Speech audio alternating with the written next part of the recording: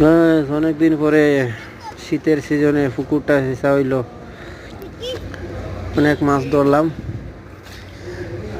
কিন্তু পুকুরে এত কাদার ভিতরে অনেক চেঙ্গি পাওয়া যায়। চেঙ্গি মানে শোল, মোটামুটি মাছ ধরছি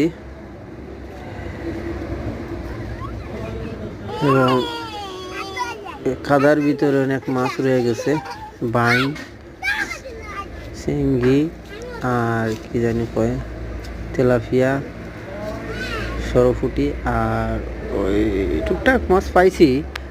অনেক শখ করে মাছ ধরার চেষ্টা করলাম অনেক দিন পর। অনেকের বাড়িতে, দেশের বাড়িতে সবারও পুকুর একটা না একটা থাকে বা ফিশারি থাকে, সবাই শখ করে মাছ ধরার চেষ্টা করে। মারা মাছ, নিজের ফিশারির মাছ খাওয়াটাই আলাদা একটা স্বাদ লাগে।